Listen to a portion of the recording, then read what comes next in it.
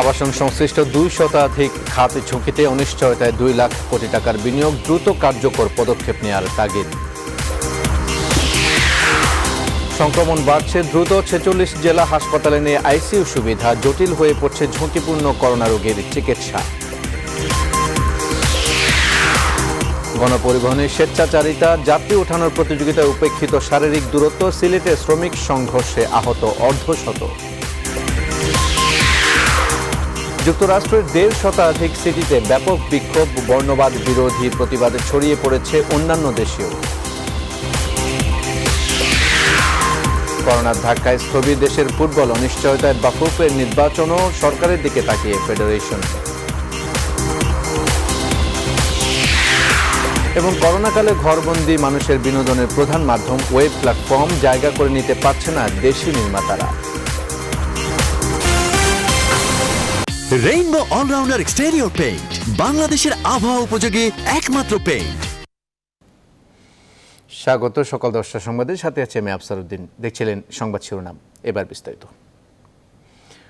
করোনার ধাক্কায় স্থবির দেশের আবাসন খাত, যার প্রভাব পড়েছে এর সাথে সম্পর্কিত 2 শতাধিক শিল্প খাতে। অনিশ্চয়তায় পড়েছে প্রায় 2 লাখ কোটি টাকার বিনিয়োগ।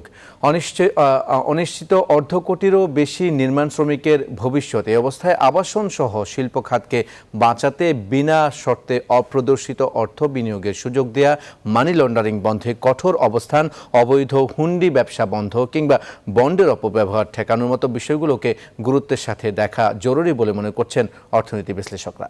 নাজিয়া কোনার রিপোর্ট। চলতি অর্থ বছরে মোট দেশজ উৎপাদন বা জিডিপির প্রবৃদ্ধি ধরা হয় 8.2%। তবে করোনা ভাইরাসের কারণে বিপর্যস্ত অর্থনীতিতে সে প্রবৃদ্ধি অর্জন অসম্ভব। করোনা ভাইরাস বিস্তারে বিশ্ব অর্থনীতি কতটা ক্ষতির মুখে পড়বে তার চিত্র তুলে ধরে বিশ্বব্যাংক। সেখানে বাংলাদেশের অর্থনীতি সম্পর্কে ধারণা মারাত্মক। বিশ্বব্যাংক বলছে, চলতি অর্থ বছরে বাংলাদেশের অর্থনৈতিক প্রবৃদ্ধি হতে পারে মাত্র 2 থেকে 3%। বলা হচ্ছে অবস্থা আরও খারাপ হবে 2021 সালে। এই প্রবৃদ্ধিকে আবার সচল করতে হলে, বেগবান করতে হলে ব্যক্তি খাতে বিনিয়োগ এবং ভোক্তা ব্যয়ের একটা বড় ধরনের অবদান থাকতে হবে। বিনিয়োগ যেটা আমাদের দেশ থেকে বেরিয়ে যায়, এটা যদি রোধ করা যায় তাহলে কিন্তু এখানে অর্থায়নের সংকটটা অনেকটা কেটে ওঠা যাবে। সংকট মোকাবিলায় সরকার 1 লাখ কোটি টাকার প্রণোদনা ঘোষণা করেছে। বিশ্লেষকরা মনে করছেন, করোনার দীর্ঘ ক্ষত কাটাতে প্রণোদনার সঠিক বাস্তবায়নের পাশাপাশি কিছু কৌশল অবলম্বন করতে হবে। বিনিয়োগ বৃদ্ধি ও অর্থ পাচার রোধে অপ্রদূষিত অর্থ আবাসন সহ দেশের সব শিল্প খাতে বিনিয়োগের সুযোগ দিতে হবে। এইবার কোনো প্রশ্ন ছাড়া এই অপ্রদর্শিত আয় এবং কালো টাকা বাজেটের মাধ্যমে মূলধারায় নিয়ে আসা উচিত। দীর্ঘমেয়াদী স্বল্প সুদে হোম লোনের ব্যবস্থা করা। ইতিমধ্যে সরকার সরকারি কর্মকর্তাদের জন্য ব্যবস্থা নিয়েছে। সরকারের বাইরে যারা আছেন তাদেরকেও যেন এই সুযোগ সুবিধা দেওয়া হয়। সরকারি চাকরিজীবীদের ন্যায় বেসরকারি চাকরিজীবী, ব্যাংকার ও প্রবাসীদের জন্য স্বল্প সুদে গৃহঋণের ব্যবস্থা করা, অবৈধ হুন্ডি ব্যবসা বন্ধে কঠোর ব্যবস্থা নেয়া, মানি লন্ডারিং প্রতিরোধে আইনের কঠোর প্রয়োগ নিশ্চিত করাও জরুরি বলছেন তারা। টাকা পাচারের বিষয়গুলোকে কড়াভাবে নিয়ন্ত্রণে আনলেও দেশে ব্যাংকগুলোতে অন্তত অর্থ ব্যবহারের অবস্থা সুগম হবে। বন্ড সুবিধার অপব্যবহার রোধ, ব্যাংকিং খাতের উন্নয়নে কার্যকর পদক্ষেপ এবং নারীদের গৃহস্থালী কাজের মূল্যায়ন করে তাদের শ্রমকে জিডিপিতে অন্তর্ভুক্ত করার মাধ্যমে জিডিপির প্রবৃদ্ধি বাড়ানো সম্ভব বলে মনে করছেন বিশ্লেষকরা। নাজিয়া কোনা, নিউজ 24, ঢাকা। করোনা মহামারীর প্রভাবে বিপর্যস্ত অর্থনীতিকে টেনে তুলতে দেশের কৃষি, শিল্পসহ সামগ্রিক আর্থিক খাতের পুনরুদ্ধারে কার্যকর উদ্যোগ নিতে হবে। এজন্য বিনিয়োগ ও কর্মসংস্থানকে অধিক গুরুত্ব দিয়ে আসছে বাজেটে, তার প্রতিফলনের তাগিদ দিয়েছেন অর্থনীতি বিশ্লেষকরা। একই সাথে রপ্তানি ও শ্রমবাজারের দিকেও গভীর মনোযোগ দেওয়ার পরামর্শ বিশেষজ্ঞদের। বিস্তারিত জানাচ্ছেন বাবু কামরুজ্জামান। গত 1 দশক ধরে নানা সংকটের মাঝেও উচ্চ প্রবৃদ্ধি অর্জন করে এসেছে বাংলাদেশ। দারিদ্র্য কমার পাশাপাশি মানুষের আয় ও ক্রয় ক্ষমতাও ছিল ঊর্ধ্বমুখী। করোনার ধাক্কায় ওলটপালট হয়ে গেছে অর্থনীতির এমন সব হিসাব নিকাশ। দেশে কর্মক্ষম জনগোষ্ঠীর 85%ই অনানুষ্ঠানিক খাতের, যাদের বড় অংশ এখন কর্মহীন। আন্তর্জাতিক শ্রম সংস্থা আইএলও জানিয়েছে, বাংলাদেশের 27% যুবক এখন বেকার। এছাড়াও করোনার প্রভাবে নতুন করে দরিদ্র হয়েছেন বিপুল সংখ্যক জনগোষ্ঠী। বিভিন্ন গবেষণা সংস্থার হিসাবে দারিদ্র্যের হার এখন ছাড়িয়েছে 40%। এ অবস্থায় করোনা পরবর্তী সময়ে প্রবৃদ্ধি অর্জনের ধারা অব্যাহত রাখতে বিনিয়োগ ও কর্মসংস্থানকে অধিক গুরুত্ব দিয়ে শিল্প উৎপাদন স্বাভাবিক করার তাগিদ দিয়েছেন অর্থনীতি বিশ্লেষকরা। 2020-21 অর্থ বছরের বাজেট হলো টিকে থাকার সংগ্রামের বাজেট এবং এই বাজেটে সরকারি ব্যয় থাকতে হবে, কারণ এই বছর বেসরকারি খাতের বিনিয়োগ হওয়ার সম্ভাবনা কম এবং বিভিন্ন শিল্প খাত যেহেতু সংকটে আছে, তারা তাদের শ্রমিক কর্মচারীর বেতন বা ভাতা কি করে দিতে পারবেন সেটাই তারা চেষ্টা করছেন। বর্তমান যে এক্সপোর্ট করিডোর গুলো আছে এবং প্রোডাক্ট আছে, প্রোডাক্টের ডাইভার্সিফিকেশন, এটাতে আমাদের খুবই মনোযোগ দিতে হবে। এটা রাষ্ট্রীয় বাজেটে, এবারকার বাজেটে এটা দিক নির্দেশনা থাকা উচিত বলে আমরা মনে করি। বিশ্লেষকরা বলছেন, চীন থেকে আমেরিকা, জাপান সহ আরো অনেক দেশ তাদের বিনিয়োগ প্রত্যাহার করে নিচ্ছে, যার সুযোগ নিতে পারে বাংলাদেশ। এছাড়া রপ্তানি ও শ্রমবাজার স্বাভাবিক করতেও বিশেষ পদক্ষেপ নেওয়ার তাগিদ বিশ্লেষকদের। যারা প্রবাসী বিদেশিরা ফেরত এসেছেন তাদেরকে কৃষি, শিল্প, বিভিন্ন খাতে তারা যেন সংযুক্ত হতে পারেন, সেই জন্য সরকার ইতিমধ্যেই কিছু প্রণোদনা দিয়েছেন। বাজেটে সেই বরাদ্দটি দ্রুত দিতে হবে যাতে এই ক্ষেত্রে তারা ট্রেনিং নিয়ে এবং নিজের কর্মসংস্থান নিজে করে টিকে থাকতে পারেন। হোল ইকোনমিটাকে একটা ডিজিটাল ইকোনমিতে রূপান্তর করার জন্য প্রচেষ্টার একটা নির্দেশনা থাকা উচিত। বিপর্যস্ত অর্থনীতি টেনে তুলতে এবং উদ্যোক্তাদের ঘুরে দাঁড়াতে সরকার ঘোষিত প্রায় 1 লাখ কোটি টাকার প্রণোদনা প্যাকেজের সুষ্ঠু বাস্তবায়নেরও তাগিদ দিয়েছেন বিশ্লেষকরা। বাবু কামরুজ্জামান, নিউজ 24, ঢাকা। আইসিইউ সংকটের কারণে ক্রিটিক্যাল করোনা রোগীদের চিকিৎসা সেবা পড়েছে ঝুঁকিতে। রাজধানীতে করোনা নির্ধারিত হাসপাতালগুলোতে জটিল রোগীদের সেবা দিতে রীতিমতো হিমশিম খাচ্ছে, খালি থাকছে না আইসিইউ শয্যা। এদিকে 46 জেলায় করোনা হাসপাতালে নেই আইসিইউ সুবিধা, আর রাজধানীর বাইরে কিডনি সমস্যা থাকা করোনা রোগীর ডায়ালাইসিস সেবাই নেই। ঢাকায় ডায়ালাইসিস বেড আছে মাত্র 106টি। হাসান পারভেজ জানাচ্ছেন বিস্তারিত। বিশ্ব স্বাস্থ্য সংস্থার বিশ্লেষণ, করোনা রোগীদের 15% তীব্র উপসর্গ দেখা দেয়, 5% রোগীর অবস্থা হয় জটিল। এই 20% অনেকেরই আইসিইউ সেবার পাশাপাশি দরকার হয় ভেন্টিলেটর। সারা দেশে করোনা নির্ধারিত হাসপাতালগুলোই শয্যা আছে 13,984টি। এর মধ্যে আইসিইউ শয্যা আছে মাত্র 399টি। এগুলোর মধ্যে ঢাকায় আছে 218টি। ঢাকায় রোগীর সংখ্যা বেশি থাকায় প্রয়োজন অনুযায়ী আইসিইউ শয্যা পাচ্ছেন না করোনা আক্রান্ত জটিল রোগীরা। খুবই চাপ। এখন আমাদের এখানে ভেতরে অনেকগুলো ক্রিটিক্যাল পেশেন্ট আছে যেগুলোকে আমরা সাপোর্ট দিতে পারতেছি না, বিকল্পভাবে হিউজ পরিমাণে অক্সিজেন দিয়া স্টেবল হ্যান্ডেল করতেছি প্রায়োরিটি বেসিস। ভর্তি যারা আছে তাদের মধ্যেও অনেকে খারাপ আছে, আইসিইউতে যেতে পারলে ভালো হতো, কিন্তু বেড থাকা না এগুলো যেতে পারছে না। তার মধ্যে প্রায়োরিটি বেসিসে যাদের বেশি খারাপ তাদের ওখানে নিয়ে আসছে। স্বাস্থ্য অধিদপ্তরের তথ্য বলছে, রাজধানীর বাইরে 46টি জেলায় করোনা রোগীদের জন্য আইসিইউ সুবিধা নেই।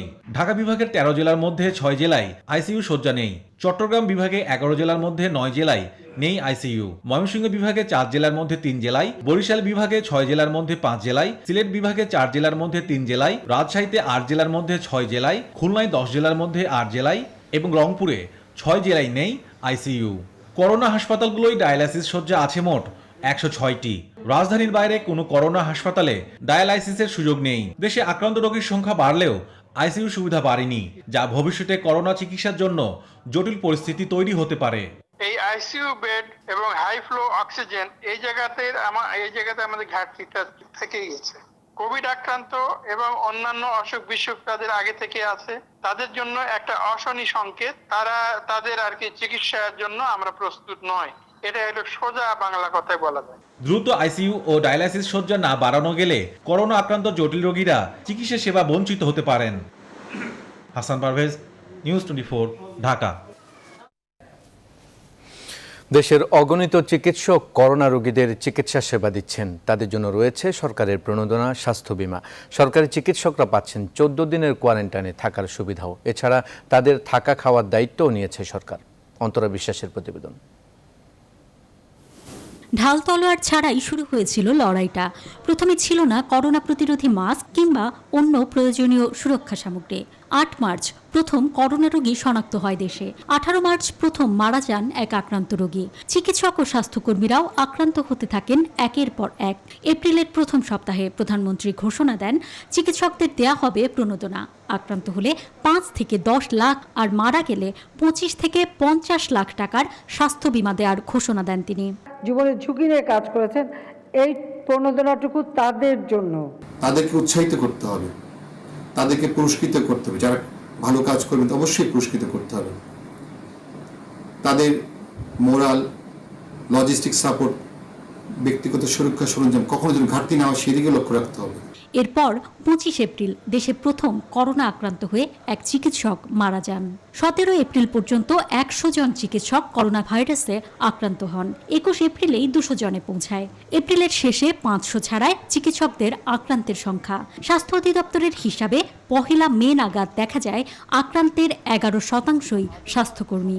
যে সকল চিকিৎসক এবং নার্স বা সাপোর্টিং স্টাফ বা স্বাস্থ্যকর্মী করোনা রোগীদের পরামর্শ দিচ্ছেন, আমরা তাদেরকে একদিন যদি কর্তব্য পালন করে তাকে আবার আমরা একটা নির্দিষ্ট সময় পর্যন্ত তাকে আর পুনরায় সেই ফিভার ক্লিনিকে দায়িত্ব পালন করার জন্য দেই না। স্বাস্থ্য অধিদপ্তর চিকিৎসকদের 3টি টিম গঠন করে কাজ করার নির্দেশ দেয়। 14 দিনের কোয়ারেন্টাইনের ব্যবস্থাও থাকে। 5 তারা হোটেলে থাকার ব্যবস্থা করছেন যাতে করে ডাক্তারদের বাসা যেতে না হয়, এবং শিফটিং ডিউটির ব্যবস্থা করছেন। এতে করে ডাক্তারদের মনোবল বাড়ছে এবং মনোবল বাড়ানোর জন্য, ডাক্তারদের মনোবল বাড়ানোর জন্য অনেক ব্যবস্থাই মাননীয় প্রধানমন্ত্রীর সরকার হাতে নিয়েছেন। সুতরাং ডাক্তারদের এখন বিভিন্নভাবে যে তাদের কর্মদক্ষতা দেখানোর যে একটা সুযোগ, সেটা সৃষ্টি হয়েছে। সুরক্ষা সামগ্রীর ঘাটতি, অভাব রয়েছে চিকিৎসকেরও। তাও করোনা যুদ্ধে লড়াই করে যাচ্ছেন চিকিৎসকরা। অন্তরা বিশ্বাস, নিউজ 24, ঢাকা। গণপরিবহন চালুর দ্বিতীয় দিনেও একই চিত্র, ভাড়া নিয়ে কমেনি স্বেচ্ছাচারিতা। রাজধানীর বাস টার্মিনালগুলোয় যাত্রী সংখ্যা সীমিত থাকলেও স্বাস্থ্যবিধি মেনে চলা নিয়ে যাত্রীদের মাঝে ছিল ভিন্ন প্রতিক্রিয়া। টার্মিনালগুলোয় জীবাণুনাশক ছিটানোর ব্যবস্থা থাকলেও বাস যাত্রী ওঠানোর প্রতিযোগিতায় উপেক্ষিত শারীরিক দূরত্ব মেনে চলার নিয়ম। আর পরিবহন সংশ্লিষ্টরা বলছেন, যাত্রী উপস্থিতি কম থাকায় অনেক সিট খালি রেখেই যেতে হচ্ছে গন্তব্যে। আরও জানাচ্ছেন সৈয়দ রায়হান। রাজধানীর মহাখালী বাস টার্মিনাল, ঢাকা ও ময়মনসিংহ বিভাগের কয়েক জেলার যাত্রীদের সরব উপস্থিতি এখানে। বাড়তি 60% ভাড়া দিয়েই রাজধানী ছাড়ছেন অনেকে। তবে স্বাস্থ্যবিধি মেনে চলা নিয়ে অনেকেরই নেই বাড়তি সতর্কতা, বিশেষ করে উপেক্ষিত শারীরিক দূরত্ব মেনে চলার নিয়ম। কিছু টাকা আর কি বেশি নিতেছে, ওই যে তারা যত লোক অর্ধেক নিতেছে, এই জন্য সিটগুলো 3 ফুট দূরত্ব না, অর্থাৎ 2 সিটের মধ্যে একজন বসার জন্য বলছে। ভাড়া আগের রেট ভাড়া 200 টাকা, এখন 300। আতঙ্ক এখন তো ভাড়া বা কমা, একদিন বাড়তাছে আর একদিন কমতাছে। কিছুটা ভিন্ন চিত্র রাজধানীর সায়দাবাদ বাস টার্মিনালে। যাত্রী তোলার প্রতিযোগিতায় বাস সহকারীরা মানছেন না স্বাস্থ্যবিধি। তবুও আশানুরূপ যাত্রীর দেখা পায়নি চট্টগ্রাম বিভাগের বিভিন্ন জেলায় ছেড়ে যাওয়া পরিবহনগুলো। এমন পরিস্থিতিতে অনেকটা যাত্রী শূন্য চলাচলে আয়ের অঙ্কটা কম, বলছিলেন বাস চালক ও সহকারীরা। 8টার সময় 16 জন 17 জন আসতেছে, এইদিকে যাওয়ার সব 5 জন 10 জন 11 জন 13 জন লসে। তো এই যে আপনার 42-44 সিটের গাড়িতে আমরা 21 জন লিয়ে যাইতেছি। আমার তো মালিকের তো মনে করেন 3000 টাকা 2000 টাকা ডেইলি লস হইতেছে। আমাদের তো মনে করেন বেতন হচ্ছে 1000 টাকা, আমাদের 1100 টাকা।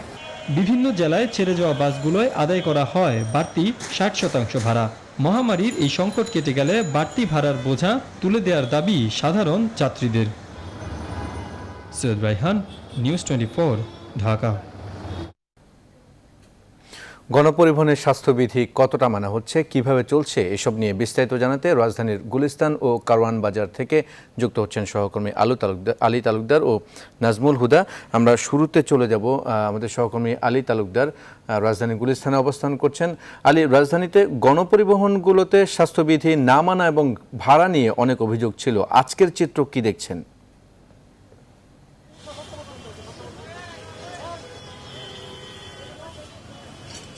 ধন্যবাদ আফসার।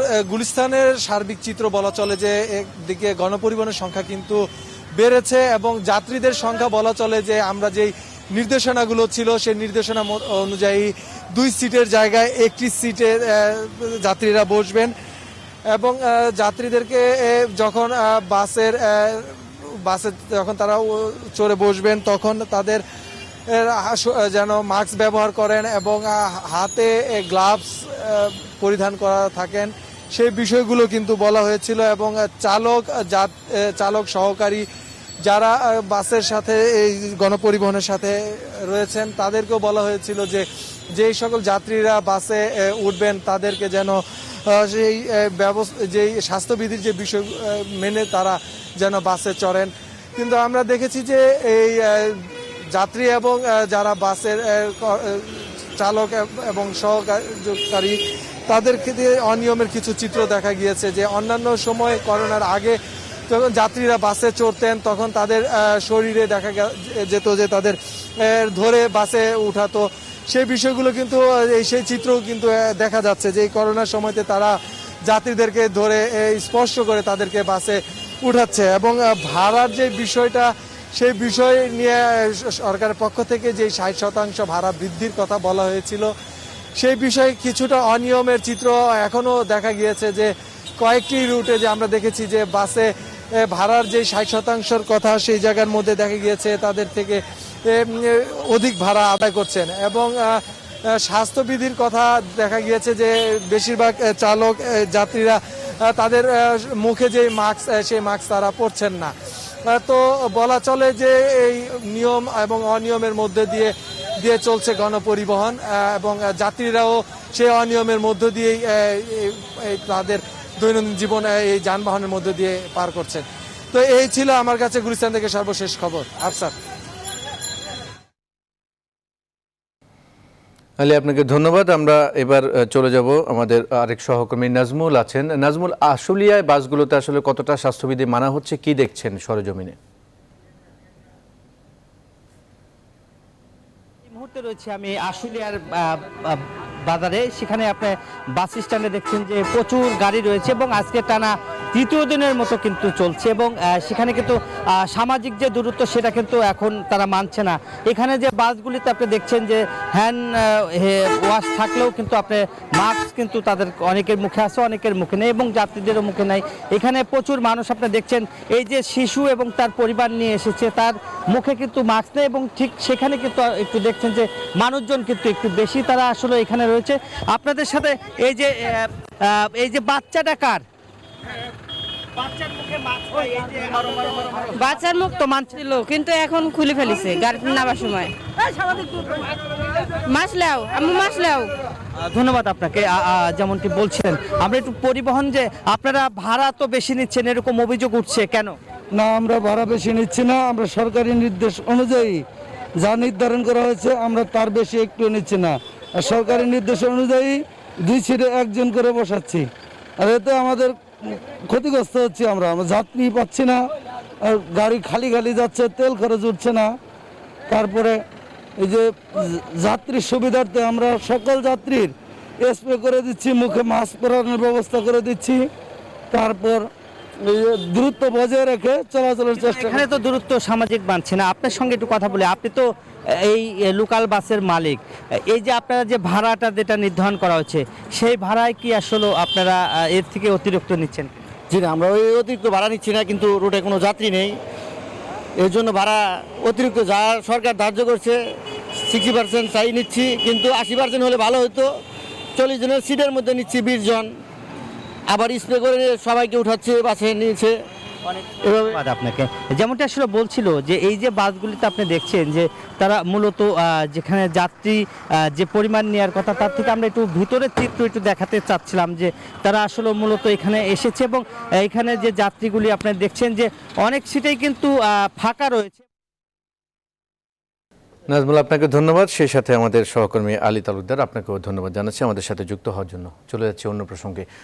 শ্রমিকদের কল্যাণ তহবিলের টাকা নিয়ে বিরোধের জের ধরে সিলেটের কদমতলী কেন্দ্রীয় বাস টার্মিনালে পরিবহন শ্রমিকদের 2 পক্ষের মধ্যে সংঘর্ষ হয়েছে। বিকেলে সিলেট জেলা পরিবহন মালিক গ্রুপের সভাপতি সেলিম আহমেদ ফলিক ও শ্রমিক নেতা এবং মিতালি শ্রমিক গ্রুপের জসিমউদ্দিনের সমর্থকদের মধ্যে এই সংঘর্ষ হয়েছে। অন্তত অর্ধশত শ্রমিক আহত হন। এ সময় ভাঙচুরের ঘটনাও ঘটে। শ্রমিকদের অভিযোগ, সেলিম আহমেদ সংগঠনের 1.5 কোটি টাকা আত্মসাৎ করেছেন। এর হিসাব চাওয়ায় তার সমর্থকদের নিয়ে তিনি শ্রমিকদের উপর হামলা চালিয়েছেন। সংঘর্ষের খবর পেয়ে আইনশৃঙ্খলা রক্ষাকারী বাহিনীর সদস্যরা ঘটনাস্থলে এসে পরিস্থিতি নিয়ন্ত্রণে আনে। তবে টার্মিনাল এলাকায় থমথমে অবস্থা বিরাজ করছে। হেনা কাউন্টারের উপর থেকে গুল্লি করছে রুকন তার তাইনোর সন্ত্রাস বাহিনী। আপনারা সবে দেখছেন শ্রমিক ইউনিয়নে কি শ্রমিকদের বাপের টাকা কি রাখা আছে, কিন্তু উনার কাছে আমাদের শ্রমিক কল্যাণ তহবিলের 2 থেকে 3 কোটি টাকা কি নিয়ে লাগছে এটা তো বলতে পারতেছি না এখনো। আমরা খবর পাই দৌড়ে আইসি, নামাজ পড়তেছিলাম, দৌড়ে আইসি, আইসে আর পরে আমরা আসছি, পরে 2 দিকে 2 পার্টি চলে গেছে আর কি। স্বাস্থ্যবিধি মেনে লঞ্চে যাত্রী পরিবহনের কথা থাকলেও বেশিরভাগ ক্ষেত্রেই তা মানা হচ্ছে না। প্রশাসনের নানাবিধ চেষ্টার পরও সামাজিক দূরত্বের তোয়াক্কা না করেই গাদাগাদি করে লঞ্চ যাত্রা করছেন যাত্রীরা। এই অবস্থায় করোনা ভাইরাস ছড়িয়ে পড়ার আশঙ্কা করছেন অনেকে। রাহাত খানের তথ্যচিত্রে ডেস্ক রিপোর্ট। গেল 1 জুন থেকে বরিশাল হতে ঢাকাগামী 5টি লঞ্চ চলাচল শুরু করেছে। প্রয়োজনের তুলনায় কম সংখ্যক লঞ্চ চলাচল করায় প্রতিটি লঞ্চেই যাত্রীদের উপচে পড়া ভিড় দেখা যায়। যাত্রীদের চাপ বেশির কারণে কোনো লঞ্চেই স্বাস্থ্যবিধির বালাই নেই। শারীরিক দূরত্ব বজায় রাখার জন্য মঙ্গলবার বন্দরের বাইরে অস্থায়ী কাউন্টার থেকে ডেক যাত্রীদের আগাম টিকিট কেটে লঞ্চে প্রবেশ করানো হলেও কাজের কাজ কিছুই হয়নি। টার্মিনালে প্রবেশের সময় এবং লঞ্চের কোথাও রক্ষা হয়নি শারীরিক দূরত্ব। টিকিট কেটে লঞ্চে উঠে আসন না পেয়ে বিপাকে পড়েন হাজারো যাত্রী। যাত্রীরা বলছেন, শারীরিক দূরত্ব রক্ষা করতে হলে আরও বেশি লঞ্চ দরকার। লঞ্চ কম থাকায় গাদাগাদি করে চলতে বাধ্য হচ্ছেন তারা। লঞ্চ কর্তৃপক্ষ তো জানে যে আমাদের সিট এত কাটা সিট আছে, তারা ওইগুলো সিট বিক্রি করবে, কিন্তু তারা বেশি ভ্যানু বিক্রি করে। কতগুলো মানুষের সিট কাটিয়ে এখন এই মানুষগুলো হয়রানি করতেছে। তারা লঞ্চে ঘুরতে আছে, কোনো একটা সিট পেয়ে না, অত আমাকে টিকিট দিচ্ছে। এখন কি করবো আমরা? দাঁড়াই রয়েছে, অনেকে দাঁড়াই রয়েছে, গায়ের সাথে গা লাগাই দাঁড়াই রয়েছে সবাই। তবে স্বাস্থ্যবিধি সহ শৃঙ্খলা রক্ষায় সব ধরনের চেষ্টা অব্যাহত রয়েছে বলে জানালেন সংশ্লিষ্টরা। আমরা চেষ্টা করছি যে লঞ্চের ধারণ ক্ষমতা যতটুকু, তারা যেন ততটুকুই টিকিট বিক্রি করে, সেটা ইনশিওর করার জন্য আমরা চেষ্টা করছি। আমরা লঞ্চ মালিক যারা আছেন, ম্যানেজার যারা আছেন, তাদের সাথে কথা বলে বিষয়টা ফিক্স করার চেষ্টা করছি। শারীরিক দূরত্ব রক্ষায় লঞ্চের সংখ্যা আরও বাড়ানোর জন্য BIWTA কে জানানো হয়েছে বলেও জানান তারা। Desk report, news 24। সংবাদে নিচ্ছে একটা বিরতি, সঙ্গে থাকুন। বিরতির পর আবারও স্বাগত সংবাদে। করোনার কারণে একাদশে ভর্তি ইচ্ছুক শিক্ষার্থীদের অনেকের অর্থনৈতিক সমস্যা হতে পারে বলে মনে করছেন শিক্ষাবিদরা। এজন্য সরকারকে পদক্ষেপ নেওয়ার আহ্বান তাদের। এছাড়াও কলেজে ভর্তি হতে দেরি হলে বাসায় বসেই পড়াশোনা শুরু করার পরামর্শ শিক্ষাবিদদের। তাদের মতে সবাই চাইলেই মানসম্মত কলেজে ভর্তি হতে পারবে না। অন্তরা বিশ্বাসের প্রতিবেদন। এসএসসির ফল ঘোষণা হলো 31 মে, কিন্তু একাদশে ভর্তি কবে থেকে শুরু হবে তার কোনো হদিস নেই। এমন পরিস্থিতিতে সময় নষ্ট না করে বাড়িতে বসে পড়াশোনা শুরুর পরামর্শ দিচ্ছেন শিক্ষাবিদরা। কোনো বন্ধু আত্মীয় কারো থেকে আগের দিনের যেমন কলেজের যে বিষয়টা পড়বে সেই বিষয়ে বইগুলি নেওয়া যায়। আজকাল তো PDF অনেক বই পাওয়া যায়, সেইভাবে বই সংগ্রহ করে যদি এখনই পড়াশোনাটা চালিয়ে নেওয়া যায় তাহলে অনেকখানি প্রস্তুতি তারা সেরে যে কোনো বিষয় এখন ইউটিউবে লেকচার শোনায়। দেশে এবার এসএসসি ও সমমানের পরীক্ষায় পাশ করেছে 16,90,523 জন, আর কলেজে ভর্তির সিট রয়েছে 30 লাখ। তাই একাদশে ভর্তি হতে কোনো বেগ পেতে হবে না শিক্ষার্থীদের। তবে দেশে মানসম্মত শিক্ষা প্রতিষ্ঠানের সংখ্যা নিয়ে প্রশ্ন রয়েছে। এবছর দেশে GPA 5 পেয়েছে 1,35,898 জন, আর GPA 4 থেকে 5 এর মধ্যে রয়েছে 5,43,972 জন শিক্ষার্থী। ভালো রেজাল্ট করার পরও চাইলেই সবাই পছন্দের কলেজে ভর্তি হতে পারবে না। শিক্ষকদেরকে বলছি, আপনাদের কলেজ হয়তো সুনাম অর্জন করেনি, এই ছাত্রদেরকে ভর্তি করে যদি আপনারা চেষ্টা করেন তাইলে তারা ভালো রেজাল্ট করবে এবং ভবিষ্যতে আপনার কলেজেও ভর্তি হওয়ার জন্য সবাই উৎসাহ নিয়ে চেষ্টা করবে। সরকারের উচিত হবে 3টা বিষয়। প্রথমত, জেলা উপজেলা পর্যায়ে ভালো কলেজের ব্যবস্থা অথবা ডিগ্রি আছে সেগুলিকে আরো সক্ষম করা। ব্র্যাক ডেটা সেন্স ও উন্নয়ন সমন্বয় পরিচালিত যৌথ সমীক্ষা বলছে, করোনার কারণে দেশে নিম্ন আয়ের মানুষের পারিবারিক উপার্জন ৭৪% কমেছে। এছাড়াও দেশে প্রায় 10,22,00,000 মানুষ অর্থনৈতিক ও স্বাস্থ্যগত দুর্বলতার ঝুঁকিতে রয়েছেন। এই পরিস্থিতিতে সরকারকে একাদশে ভর্তিচ্ছুদের অর্থনৈতিক সমস্যাকে বিবেচনা করে কলেজে ভর্তি করানোর আহ্বান জানান শিক্ষাবিদরা। সরকার এবং বিত্তবানদেরকে এগিয়ে আসতে হবে, কলেজকে ছাড় দিতে হবে, কম পয়সায় ভর্তি করতে হবে। এই কাজগুলি মানবিক দৃষ্টিকোণ থেকে এবার করতেই হবে। ভর্তির পেছনে ছোটাছুটি না করে শিক্ষার্থীদের অধ্যয়নে মনোনিবেশের পরামর্শ শিক্ষাবিদদের। অন্তরা বিশ্বাস, নিউজ 24, ঢাকা। এবার যুক্তরাষ্ট্রের বিক্ষোভের খবর। আরও তীব্র হয়েছে যুক্তরাষ্ট্রের বিক্ষোভ, ছড়িয়ে পড়েছে অন্তত 163টি সিটিতে। পুলিশের হাতে কৃষ্ণাঙ্গ মৃত্যুর ঘটনায় গেল সপ্তাহের সোমবার থেকে যুক্তরাষ্ট্রের বিভিন্ন অঙ্গরাজ্যে চলছে বিক্ষোভ আন্দোলন। এর মধ্যে 29টি রাজ্যের অর্ধশতাধিক সিটিতে কারফিউ জারি করা হয়েছে। এই অবস্থায় বিক্ষোভ দমাতে প্রেসিডেন্ট ট্রাম্পের সেনা মোতায়েনের নির্দেশে ভস্যে ঘি ঢালার মতো পরিস্থিতির সৃষ্টি হয়েছে। সোমবার শেষ রাতে নিউ ইয়র্কে বিক্ষোভকারীরা দোকানে জানালা ভাঙচুর ও লুটপাট চালায়। কর্তৃপক্ষ জানিয়েছে সেন্ট লুইসে 4 পুলিশ সদস্য গুলিবিদ্ধ হয়ে আহত হয়েছেন এবং লাস ভেগাসে গুলিবিদ্ধ এক কর্মকর্তার অবস্থা আশঙ্কাজনক। এদিকে বর্ণবাদ বিরোধী এই বিক্ষোভ ছড়িয়ে পড়েছে যুক্তরাষ্ট্রের বাইরেও। অর্থনীতির চাকা সচল রাখতে বিশ্বের সিংহভাগ দেশে লকডাউন খুলে দিলেও থেমে নেই মৃত্যুর মিছিল। করোনা ভাইরাসের প্রকোপে গেল 24 ঘন্টায় বিশ্বজুড়ে প্রাণহানি হয়েছে 4,670 জনের। এ নিয়ে বিশ্বজুড়ে মোট মৃতের সংখ্যা ছাড়িয়েছে 3,82,000। এখন পর্যন্ত আক্রান্ত হয়েছে 64,84,600 মানুষ। গেল কয়েকদিনে যুক্তরাষ্ট্রের মৃত্যুর সংখ্যা কিছুটা কমে এলেও মঙ্গলবার আবারও মারা গেছেন 1,134 জন। দেশটিতে মোট মৃত্যু দাঁড়ালো 1,08,000-এ। এর ওপর বিভিন্ন অঙ্গরাজ্যে কৃষ্ণাঙ্গ হত্যা নিয়ে বিক্ষোভ সমাবেশে করোনা সংক্রমণ আরও বাড়বে বলে আশঙ্কা করা হচ্ছে। এদিকে দ্রুত হারে সংক্রমণ বাড়ায় দ্বিতীয় স্থানে উঠে এসেছে ব্রাজিল। দেশটিতে গেল 24 ঘন্টায় বিশ্বের সবচেয়ে বেশি মৃত্যুর ঘটনা ঘটেছে। 1,232 জনের মৃত্যুতে মোট মৃত্যু সংখ্যা ছাড়ালো 31,278 জন। এছাড়া ইউরোপ সহ বিশ্বের অনেক দেশেই কমে এসেছে সংক্রমণের সংখ্যা। এদিকে করোনা মহামারীর কারণে চলতি বছর হজ যাত্রা বাতিল করেছে বিশ্বের অন্যতম বৃহৎ মুসলিম দেশ ইন্দোনেশিয়া। এছাড়া মধ্যপ্রাচ্যের ব্যস্ততম নগরী আরব আমিরাতের দুবাই পুরোপুরি লকডাউন খুলে দিয়েছে।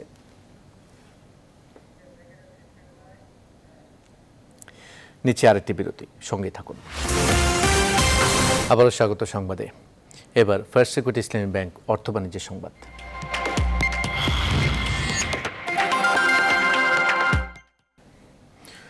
বছর বছর লোকসানে থাকা দিনাজপুরের ধান চাষিদের মুখে হাসি ফুটেছে। বোরো ধানের ভালো দাম পাওয়ায় বেশ খুশি তারা। করোনা সংকটে কর্মহীন সময়ে এটা কৃষকের পরিবারগুলোর জন্য খুশির খবর। কৃষি বিভাগ বলছে এবার ফলনও হয়েছে আশানুরূপ। ফখরুল হাসান পলাশের তথ্য ছবিতে ডেস্ক রিপোর্ট। গেল 2 মাস সাধারণ ছুটির আওতায় ছিল দেশ, বন্ধ ছিল গণপরিবহন।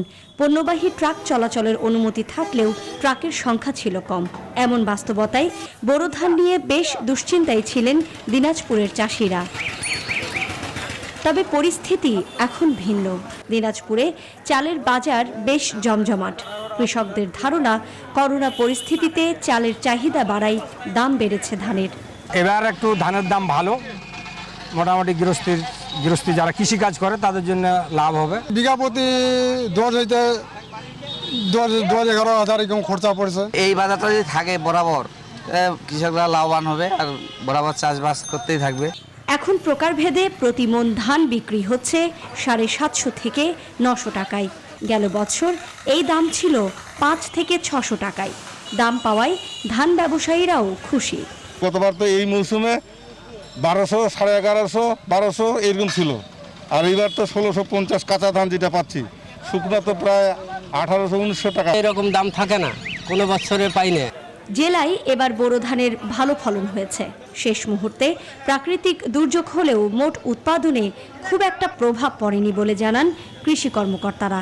মাঝখানে আমপানে আমাদের একটু অল্প কিছু, বিশেষ করে লজিং হয়েছিল যেটা, সেটা কিন্তু আমাদের পাকা ধান লজিং হয়েছে। আমাদের টোটাল উৎপাদনে কিন্তু তার কোনো প্রভাব পড়বে না। চলতি মৌসুমে দিনাজপুরে 1,71,000 হেক্টর জমিতে বোরোর আবাদ হয়। ফলন লক্ষ্যমাত্রা ধরা হয় 8 lakh ton. Desk report, news 24। গরমের এই সময়ে মেহেরপুরে ভালো দাম পাওয়া যায় সবজির। গেল কয়েক বছর মিষ্টি কুমড়ার আবাদ লাভজনক কৃষি হিসেবে পরিচিতি পায়। তবে করোনা প্রাদুর্ভাবে পরিবহন সংকট ও দাম কম থাকায় এবার সবজি বিক্রি করতে পারছেন না কৃষক। মাঠেই নষ্ট হচ্ছে ফসল। মেহেরপুর থেকে তুহিন অরণ্যর তথ্য ও ছবিতে ডেস্ক রিপোর্ট। মাটির গঠন উপযুক্ত হওয়ায় মেহেরপুরে বেশ ভালো ফলন হয় মিষ্টি কুমড়ার। তুলনামূলক বেশি দামের এই সবজি তাই প্রতি বছর আশার আলো দেখায় কৃষককে। গেল কয়েক বছরে বেশিরভাগ মিষ্টি কুমড়া চাষি বেশ ভালো অঙ্কের লাভের মুখ দেখেন। চলতি মৌসুমেও লাভের আশায় চাষ হয় এই কৃষি পণ্যের। ফলন নিয়েও হতাশ হতে হয়নি কৃষককে। তবে করোনা প্রাদুর্ভাবে পরিবহন সংকট ও পাইকারি ক্রেতা না থাকায় চরম বিপাকে চাষিরা। অবিকৃত সবজি মাঠেই নষ্ট হচ্ছে। কোনো কৃষক ফসল কেটে স্তূপ করছেন বাড়িতে। আমাদের কুমড়ো তো খুব ভালো ফলন হয়েছে, তো কুমড়ো এখন ভাইরাসের কারণে বেচা কেনা নাই। ভরপুর মাঠে সব নষ্ট হয়েছে, কোনো লেবার পাওয়া যাচ্ছে না, কোনো গাড়ি ঘোড়া সব বন্ধ, কোনো পার্টি নাই। পার্টি যদিও একটা আসছে, যে দাম বলছে শুধু খরচটাই আমাদের আসছে না, মানে তুলা খরচটা, আর সামনের যে খরচগুলো সেগুলো তো সবই মানে বৃথা। চাষিরা বলছেন গেল বছর 3 গুণ লাভ করেছেন অনেকে। এবছর খরচের অর্ধেক উঠে আসেন নিয়েই তৈরি হয়েছে শঙ্কা। গতবার কুমড়োই 7 থেকে 8 হাজার টাকা খরচ করে বিঘা প্রতি 25, 30, 35 হাজার পর্যন্ত বিক্রি করেছে। এবারে এই ভাইরাস আক্রান্তর জন্য আমাদের কুমড়ো 10-12 হাজার টাকা খরচ, আমরা কোনো খরিদ্দার বা কোনো ব্যবসায়িক পাই না। স্থানীয় ব্যবসায়ীরা বিভিন্ন স্থানে সবজি বাজারজাতের চেষ্টা করলেও সড়কে হয়রানির অভিযোগ করছেন অনেকে। আমাদের এই গাড়িটা যেতে যায় না রাস্তায়, পুলিশের সমস্যা করে। যদি কাঁচামালের গাড়ি, যদি আমাদের এই গাড়িটা যদি যেতে পারে সেরকম ব্যবস্থা করেছে। সবজি সংরক্ষণ করে বাজার পরিস্থিতি ভালো হলে বিক্রির পরামর্শ কৃষি কর্মকর্তাদের। আমরা কৃষকদেরকে পরামর্শ দিচ্ছি, বিশেষ করে যে মিষ্টি কুমড়াগুলো এখন উঠছে, এগুলো একটু পাকায়ে যাতে ঘরে সংরক্ষণ করা যায়, সুন্দরভাবে সংরক্ষণ করার জন্য আমরা তাদেরকে নিয়মিত পরামর্শ দিয়ে চলেছি। এবছর মেহেরপুরের বিভিন্ন উপজেলায় 750 হেক্টর জমিতে মিষ্টি কুমড়ার আবাদ হয়েছে। Desk report, news 24। সংবাদে নিচ্ছে আবারও বিরতি। সঙ্গে আবারও স্বাগত সংবাদে। এবার খেলার খবর। করোনা পরিস্থিতির বাস্তবতা বিবেচনায় ইতিমধ্যে বাতিল হয়েছে দেশের ফুটবল মৌসুম। কবে আবারও শুরু হবে আন্তর্জাতিক ব্যস্ততা সে কথা বলা কঠিন। তাই তো কোনো সিদ্ধান্তের দিকে এগোতে পারছে না বাফুফে।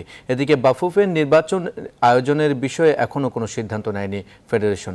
সরকারের নেওয়া পরবর্তী সিদ্ধান্তের উপর নির্ভর করবে নির্বাচনের সূচি। পুরো পরিস্থিতি পর্যবেক্ষণ করছে নির্বাহী কমিটি। মাহফুজুল ইসলামের রিপোর্ট।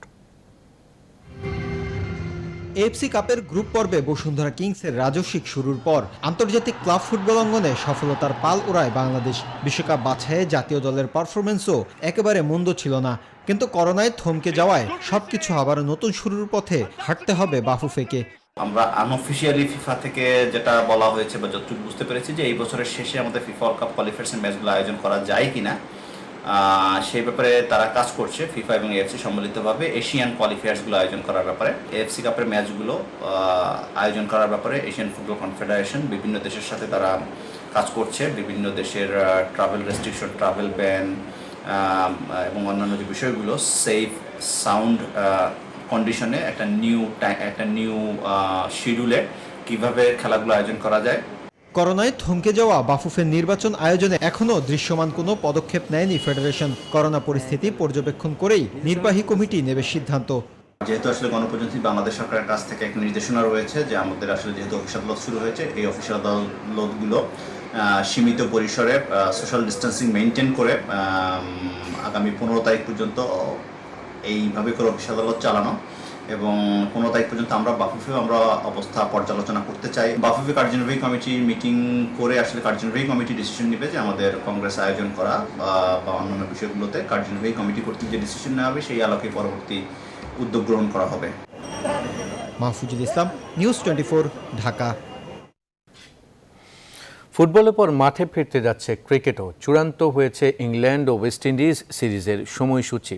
জুলাইয়ে টেস্ট চ্যাম্পিয়নশিপের 3 ম্যাচ খেলতে ইংল্যান্ড সফর করবে জেসন হোল্ডারের দল। এক সংবাদ বিজ্ঞপ্তিতে 3 টেস্টের সূচি নিশ্চিত করেছে ইসিবি। ইংল্যান্ড সরকার সবুজ সংকেত দিলে মাঠে নামবে 2 দল। সাউদাম্পটনে আগামী 8 জুলাই গড়াতে যাচ্ছে প্রথম ম্যাচ। সিরিজের পরের 2 টেস্ট হবে ওল্ড ট্রাফোর্ডে যথাক্রমে 16 এবং 24 জুলাই। করোনা রোধে দর্শকশূন্য স্টেডিয়ামে অনুষ্ঠিত হবে এই দ্বিপাক্ষিক সিরিজ। নির্দিষ্ট পরিমাণ অর্থের বিনিময়ে ওয়েব প্ল্যাটফর্মে দেখা যায় পছন্দ মতন কন্টেন্ট। আর তাই করোনা ক্রান্তিকালে বিনোদনের খোরাক জোগাতে ঘরবন্দি মানুষ বেছে নিচ্ছে ওয়েব প্ল্যাটফর্মই। প্রযুক্তির এই আশীর্বাদকে কাজে লাগাতে চান বাংলাদেশি নির্মাতারাও। আর তাই দর্শক রুচির কথা বিবেচনা করে নির্মাণের ক্ষেত্রে ওয়েব প্ল্যাটফর্মগুলো নিয়ে নতুন করে ভাবছেন তারা। সুকন্যা আমিরের প্রতিবেদন। বিনোদন জগতের সবথেকে কনিষ্ঠ মাধ্যম ওয়েব প্ল্যাটফর্ম। বিশ্বব্যাপী এই মাধ্যমের চাহিদা বাড়ছে দিনকে দিন। বাংলাদেশেও রয়েছে এর দর্শকপ্রিয়তা। ভালোবাসা অজগর সাপ। নির্দিষ্ট পরিমাণ অর্থের বিনিময়ে এই প্ল্যাটফর্মে দেখা যায় পছন্দ মতন কন্টেন্ট। আর তাই করোনা ক্রান্তিতে বিনোদনের খোরাক জোগাতে ঘরবন্দি মানুষ বেছে নিচ্ছে ওয়েব প্ল্যাটফর্মই। আমি গত 2-2.5 মাসে আমরা ঘরবন্দি হয়ে আমরা যারা বিভিন্ন আন্তর্জাতিক প্ল্যাটফর্মে দেখছি আমরা, তাতে করে আমাদের একটা চোখ তৈরি হয়েছে, আমাদের একটা টেস্ট তৈরি হয়েছে এবং সেটাতে আমরা কিছুটা অভ্যস্ত হয়েছি এটা মনে হয়। আমার নিজের কাছে মনে হচ্ছে যে না, এত বেশি ওয়েব সিরিজ কেন্দ্রিক কেন হবে, এত বেশি অনলাইন কেন্দ্রিক কেন হবে, কিন্তু করোনাকালীন এ সময়ে প্রযুক্তির আশীর্বাদকে কাজে লাগাতে চান বাংলাদেশি নির্মাতারাও। আর তাই দর্শক রুচির কথা বিবেচনা করে নির্মাণের ক্ষেত্রে ওয়েব প্ল্যাটফর্মগুলো নিয়ে নতুন করে ভাবছেন তারা। এই কনটেক্সটকে মাথায় রেখে এই কনটেক্সটের বিষয়ে ওয়েব সিরিজ নির্মাণ করতে হবে। এখন যারা কাজ করতেছে তারা বাড়িতে বসে এগুলা ভাবা উচিত এবং প্রি প্রোডাকশন লেভেল অনেক স্ট্রং করা উচিত। জুমের মাধ্যমে বা এইসব গুগল বা অনেক কিছুর মাধ্যমে চ্যাট রুমে বসে এগুলা ডেভেলপ করা উচিত। আমি ওয়েব সিরিজটা করব, সেটা কিন্তু ওয়ার্ল্ড ওয়াইড, মানে সারা বিশ্বে দেখবে, সারা বিশ্বের জন্য। আর আমি যখন একটা সিনেমা হলে সিনেমা করি, শুধুমাত্র আমাদের দর্শক গিয়ে কিন্তু দেখে, তার মানে আমাকে কিন্তু চ্যালেঞ্জ নিতে হচ্ছে সারা বিশ্বে। সো আমার গল্পটা সেই জায়গাটা আসতে হবে, আমার বাজেটিংটা সেই জায়গাটা আসতে হবে। ধীরে ধীরে হয়তো বিনোদন জগৎ চলে যাবে ওয়েব প্ল্যাটফর্মের দখলে।